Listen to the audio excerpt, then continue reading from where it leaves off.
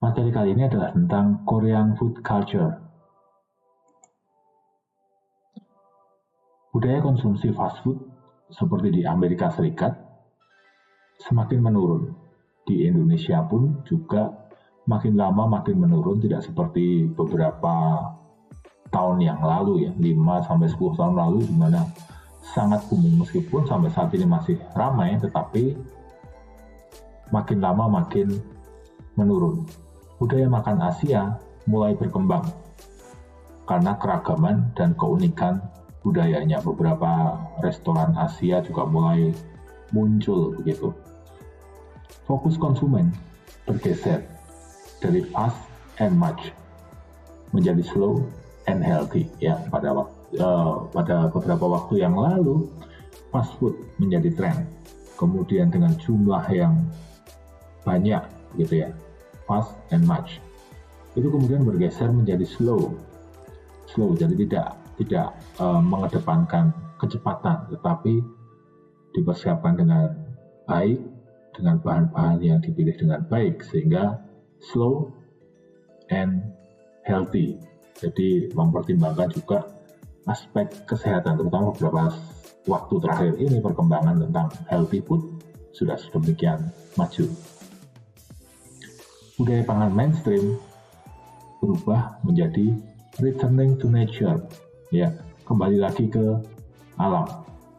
Jadi kita mulai kemudian tren untuk organic food misalnya seperti itu kembali menjadi ramai ya, menjadi tren yang sekarang ini, menjadi ke arah makan yang sehat, misalnya menghitung kadar gulanya berapa, menghitung kadar glutennya berapa, lemak berapa, dan lain sebagainya. Nah, fokusnya adalah pada satu, kesehatan, dan dua adalah keseimbangan lingkungan. Keseimbangan lingkungan, bagaimana kemudian keseimbangan lingkungan menjadi salah satu faktor yang sangat penting. Itu juga ditiru oleh restoran-restoran fast food ya. Kemudian dengan no straw misalnya, tidak ada sedotannya, atau kemudian beberapa hal yang lain, tidak ada kantong plastiknya, diganti dengan kantong kertas dan lain sebagainya. Nah, perubahan tercepat dan menjadi tren di seluruh dunia dewasa ini adalah Korean food. Ya, Korean food akhir-akhir ini menjadi sangat-sangat booming begitu. Yang diulas dari sisi gizinya, kemudian dari sisi pengolahannya, ilmu kulinernya, dan juga yang tidak kalah menarik adalah dari sisi budaya. Korean food menjadi salah satu aset budaya terbesar bangsa Korea yang diekspor dan dipromosikan, kemudian menjadi identitas bangsa. Mungkin beberapa, let's say 10 tahun yang lalu kita tidak terlalu mengenal ya makanan-makanan Korea itu kita tidak kenal ya.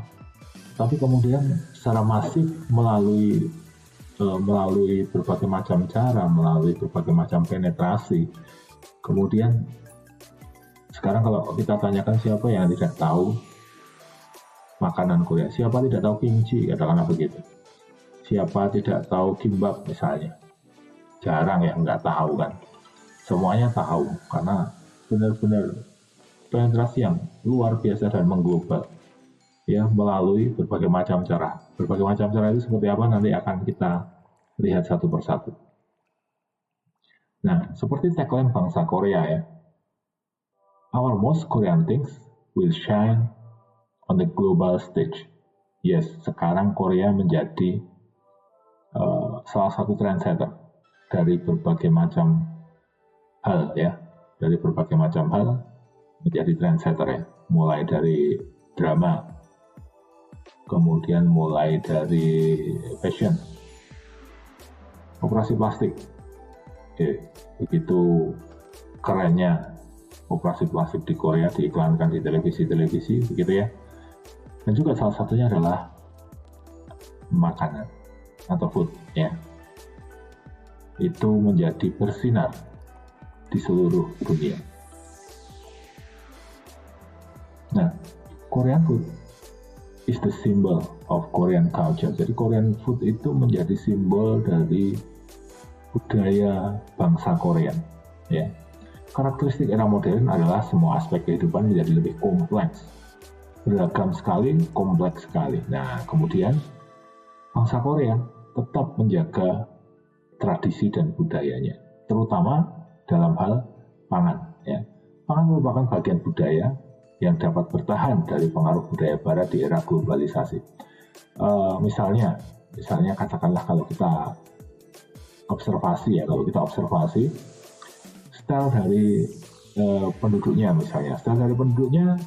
rumahnya komunal, ya, rumahnya komunal, satu area begitu, ada rumah-rumah kecil begitu, ada rumah-rumah kecil yang berisi satu keluarga, ya, umumnya seperti itu. Tapi kemudian itu berubah. Di kota-kota besar sudah tidak mungkin lagi seperti itu. Sangat susah untuk kemudian menjaga tetap seperti itu.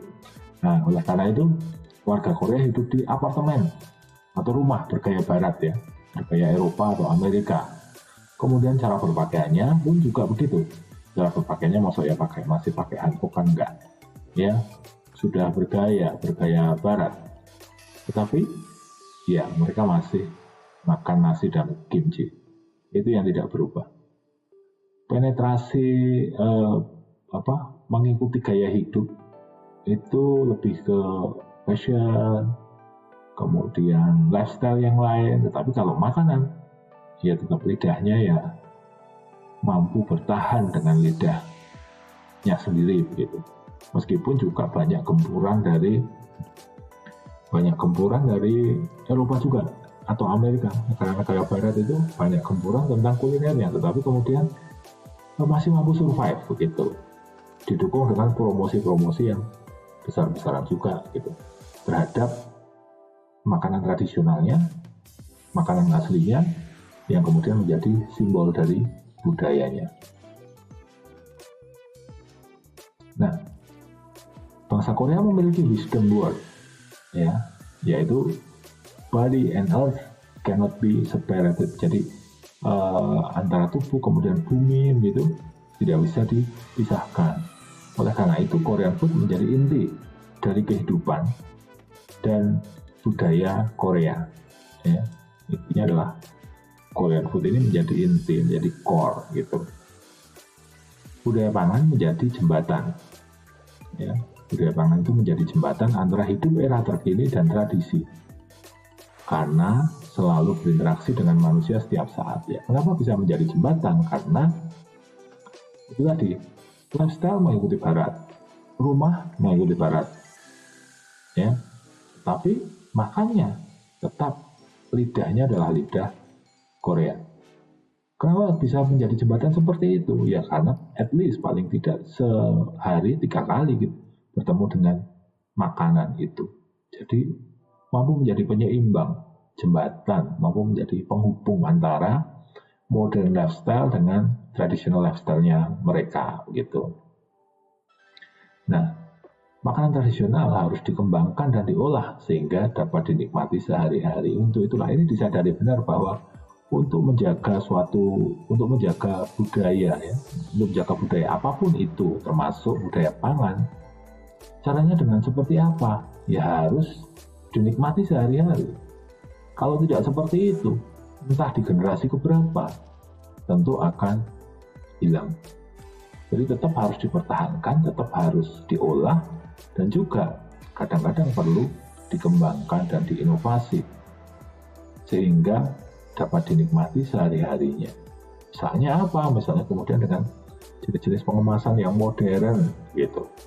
Meskipun makanannya tradisional, tapi cara pengemasannya modern, cara iklannya modern, sehingga tidak nampak seperti ketinggalan zaman begitu kan.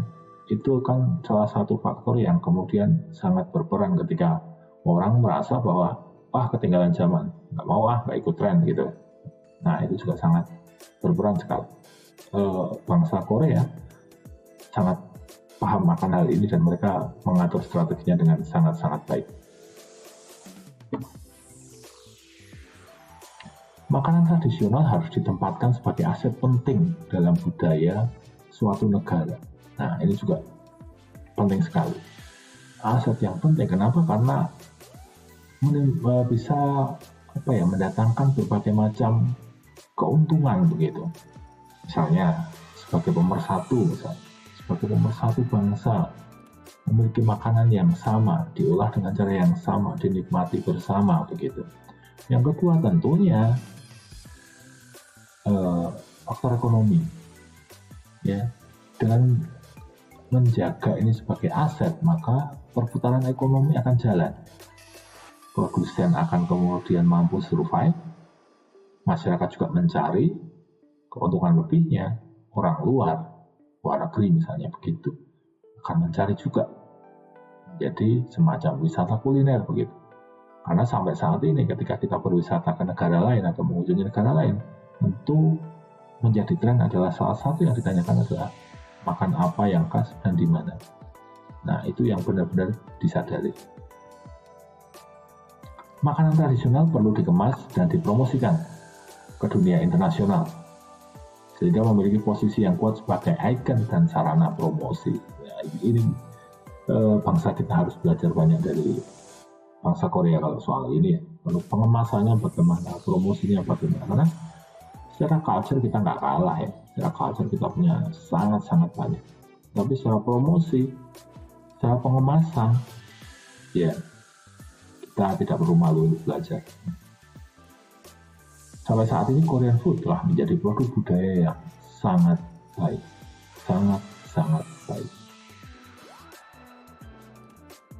Nah, ini adalah usaha yang dilakukan untuk mempopulerkan makanan Korea. Nah, ini adalah salah satu yang berjasa untuk mempopulerkan makanan Korea sampai kemana-mana ya. Ini adalah drama Korea ya, Janggum. Ya, ini salah satu yang menyebar ke seluruh dunia. Ini hit di seluruh dunia, mulai dari Cina sampai Afrika, termasuk Indonesia. Nah, di situ memperlihatkan bagaimana memasak itu menjadi dasar kuat keberlangsungan suatu negara. Ya, menjadi koki kerajaan. Jadi sangat mempengaruhi keberlangsungan suatu negara. Pangan mampu membantu kehidupan orang lain melalui hubungan sosial dan sumber daya lokal yang tersedia. Jadi pangan itu memiliki fungsi sosial ya, interaksi sosial dengan orang lain, mulai dari mempersiapkan sampai mengkonsumsi, ya. Juga sumber daya lokalnya kemudian juga bisa menjadi terekspos, bisa menjadi kemudian penggunaannya atau pemanfaatannya kemudian meningkat, dan ini merupakan faktor yang terus bergerak gitu, faktor yang kemudian berkesinambungan, saling mempengaruhi ya. Nah, kenapa kok Korean food itu terkenal? Salah satunya ya melalui movie dan Korean drama ya. Anda bisa melihat mulai dari yang memang topik tentang pangan, Anda bisa cari yang memang topiknya tentang pangan, tentang koki lah, atau tentang perusahaan pangan lah, atau banyak macamnya, sangat banyak dan sangat baik, sangat menarik untuk ditonton ya. Ataupun misalnya tanpa topik yang mungkin topiknya bukan directly topik pangan, tetapi kemudian bisa dilihat dari adegan-adegannya itu pasti ada makan bersama ya, pasti ada makan bersama. Kemudian dimakan bersama itu yang dimakan apa? Yang ditonjolkan pasti yang khas, kimchi misalnya, atau bulgogi, atau apa yang lain, Korean black noodle misalnya begitu. Yang ditonjolkan adalah hal-hal yang seperti itu. Soju misalnya, mereka memperlihatkan budayanya, mereka benar-benar mengekspos besar-besaran budayanya melalui film atau drama yang memang sangat dinikmati oleh orang-orang di seluruh penjuru dunia. Itulah kelebihannya. Mereka mempersiapkannya dengan serius. Mereka benar-benar mensupport, pemerintah benar-benar mensupport untuk ini. Jadi semuanya bisa maju bersama-sama. Seperti itu. Sangat inspiratif. Nah, dari drama inilah, ya, itu yang tadi saya katakan 10 tahun lalu atau mungkin 15 tahun lalu, orang mungkin bertanya, soju itu apa sih? Magel itu apa sih? Itu apa ya, kayak sawi, kayak apa gitu, yang kayak gitu, yang ada pedas-pedasnya gitu. Kemudian ini apa? Indomie goreng ya, yang ada saus kacangnya atau apa. Nah ini apa ini, kayak spaghetti tapi ada wijanya gitu misalnya gitu. Dulu orang bertanya gitu, tapi ketika sekarang kita ditanyakan ya, sekarang ditanyakan di orang-orang yang zaman sekarang, orang-orang paling tidak lebih banyak yang sudah tahu apa sih ini soju, maggi atau apa yang lain-lain dari makanan-makanan Korea ini. Inilah bukti bahwa mereka sukses untuk kemudian mencengkram persebarannya gitu, mencengkram ke seluruh dunia, tidak hanya dramanya tapi kemudian masuk ke kulinernya juga masuk ke sini kan gitu. Di Surabaya sendiri ada berapa restoran Korea kan ya, meskipun juga kemudian ketika kita kembalikan ke taste-nya, is a personal preference ya, personal preference. Jadi ada yang suka, ada yang enggak gitu ya, ada yang cocok, ada yang enggak, normal gitu kalau kita ngomong tentang kuliner gitu. Tapi yang penting diingat adalah yaitu tadi, bagaimana kemudian yang 15 tahun yang lalu kita masih wah apa sih ini gitu, sekarang kita sudah tahu apa itu gitu. Bagaimana persebarannya sudah sedemikian luar biasa. Oke. Sama seperti di Indonesia ya, budaya kuliner itu juga ada simbolisme tertentu gitu ya. Misalnya nasi yang menjadi makanan keseharian Korea itu dipercaya memiliki 5 elemen energi dasar. Ya, 5 elemen energi dasar karena dimasak memakai air dengan kayu dan api dalam wadah panci logam, serta berasal dari padi yang ditanam di tanah. Jadi ada elemennya, ada air, kayu, api, logam, dan tanah. Dengan mengkonsumsi nasi, bangsa Korea percaya akan memperoleh 5 elemen energi untuk menjalani aktivitas. Sama ya, makan pokoknya nasi seperti kita. Tapi yang di Korea ini penjabarannya lebih detail, lebih ke arah 5 elemen itu. Kalau mungkin di Jawa atau di Indonesia tidak sampai segitu, hanya kemudian kalau di Jawa kita punya Dewi Sri ya, Dewi yang akan melindungi kita dalam setiap kegiatan kita, memberikan energi melalui beras yang nasi yang kita makan gitu ya. Kalau ini adalah 5 elemen tersebut. Nah 5 elemen itu juga dihubungkan dengan 5 rasa penting dalam makanan, yaitu asam, pahit, manis, pedas, dan asin. Nah, makanan Korea disajikan dengan berbagai warna ya. Ini sangat terkenal memang, masakan Korea memang sangat cantik ya, sangat cantik, berbagai macam warna ya, biru, merah, kuning, hitam, putih gitu ya, yang mewakili 5 elemen dasar yang juga melambangkan keseimbangan. Kemudian meja makan di Korea yang tradisional ya, itu awalnya berbentuk bulat ya, dengan 4 kaki melambangkan alam semesta. Bulat itu adalah alam semesta dengan kaki-kaki yang menjejak ke bumi. Kemudian kalau kita kenal, kita makan pakai sendok atau pakai tangan ya. Kemudian orang Cina misalnya makan pakai sumpit. Kalau orang Eropa atau orang Barat makan pakai pisau dan garpu gitu ya. Kalau di Korea makanya memakai sendok dan sumpit. Perpaduan antara sendok dan sumpit. Sendok ini melambangkan yin, sumpit melambangkan yang. Jadi keseluruhan utensil, alat makan maupun sampai ke masakannya sendiri itu juga melambangkan keseimbangan ya, yin dan yang. Nah, ini adalah salah satu contoh keseimbangan apa sih yang ada di makanan-makanan tradisional Korea gitu ya. Kimchi misalnya merupakan contoh perpaduan yin dan yang karena memiliki elemen panas.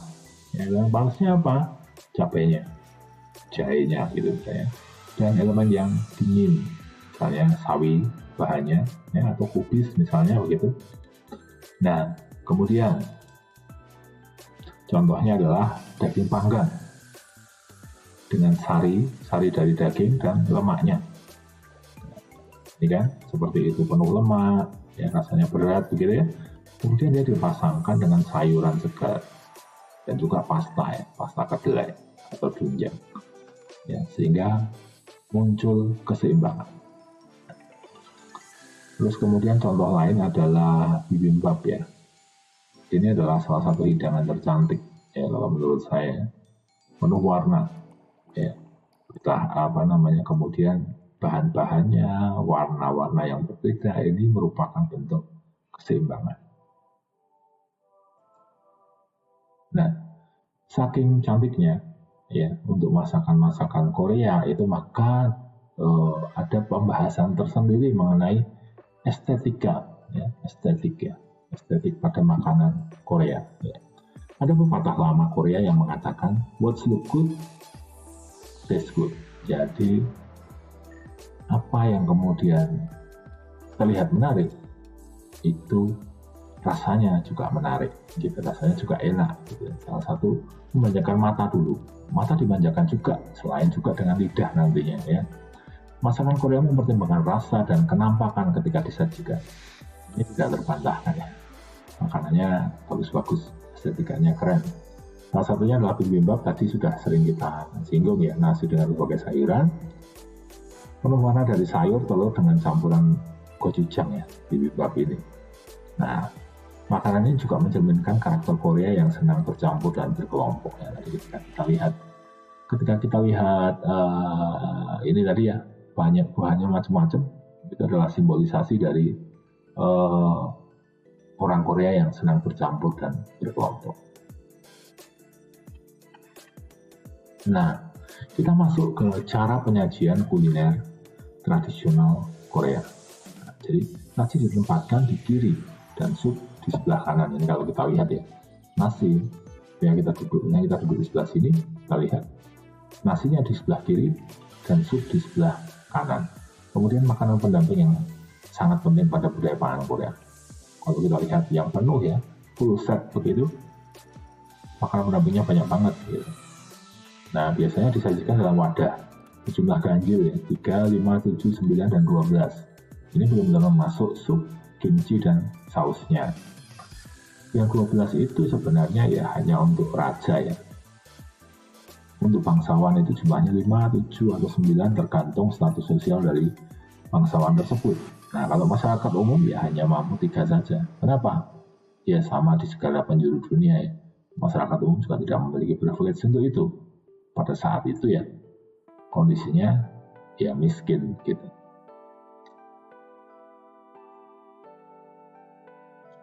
Lokasinya selain nasi dan sup ini dapat menyesuaikan. Jadi dua ini berdekatan, kemudian yang lainnya lokasinya bisa menyesuaikan. Nah, sekali lagi ini kita bahas sejarah ya, sejarah kita bahas pada waktu itu begitu ya. Laki-laki dan perempuan tidak makan dalam satu meja. Ingat bahwa ini kita bahas masa lalu ya. Kemudian untuk para tetua disediakan meja khusus ya untuk menghormati ya. Tetua memiliki posisi yang sangat penting karena mereka dihormati sebagai seseorang yang bijaksana, seseorang yang memiliki sesuatu kelebihan gitu ya, kelebihan bijak, kelebihan nurani seperti itu. Nah, kemudian di Korea pada waktu itu juga posisi lelaki itu lebih superior dibandingkan dengan wanita ya. Khas masa lalu ya, termasuk di Indonesia juga ya, hampir di mana-mana bahwa posisi laki-laki itu lebih superior. Nah, tangan itu juga berfungsi untuk sarana komunikasi. Kalau kita lihat gambar ini ya, ini gambar khas untuk makan bersama di sebuah keluarga Korea gitu ya. Pangan menjadi sarana komunikasi yang penting di Korea. Ya, sebenarnya ya di mana-mana juga. Keluarga makan mengelilingi meja dengan suasana yang akrab. Makan sambil ngobrol begitu ya. Kemudian, nah ini yang kita amati ya. Ini yang penting untuk kita amati bahwa seringkali itu saling mengambilkan makanan ya. Ini sebagai bentuk komunikasi bahwa saling melayani gitu ya. Seperti itu. Kalau kita lihat ya, kalau kita observasi, silakan lihat sangat sering seperti itu. Silakan makan, diambilkan makanan, diambilkan sesuatunya begitu ya. Nah, ada pepatah Korea yang mengatakan give one more cake to the person you don't like. Ya, give one more cake to the person you don't like. Ketika kamu tidak menyukai seseorang, maka berikanlah satu buah cake lagi. Ya, kalau yang lainnya satu, kalau itu dua. Gitu. Kenapa? Artinya adalah supaya menghindari terjadinya permusuhan. Nah, itu. Pepatahnya seperti itu. Makanan dianggap sebagai hal yang sebenci-bencinya kamu. Ketika kamu diberikan makanan, maka kamu akan menerima. Ketika kamu akan menerima lebih, maka itu akan menghindarkan dari perpecahan atau permusuhan seperti itu.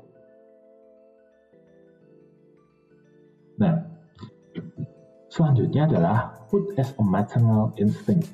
Jadi pangan sebagai suatu insting dari seorang ibu gitu ya.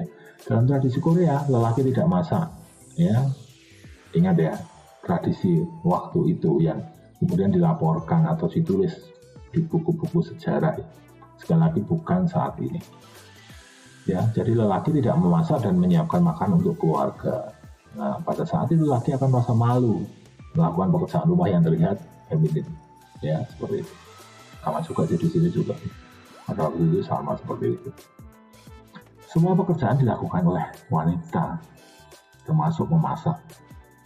Sehingga ungkapan masakan ibu sering terdengar dan menjadi lambang cinta dan pengorbanan ibu pada anaknya.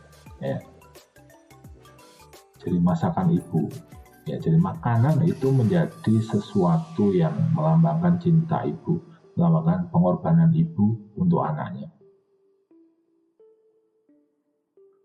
Lelaki Korea memimpikan kehidupan rumah tangga yang bahagia, salah satunya adalah istri yang pandai memasak.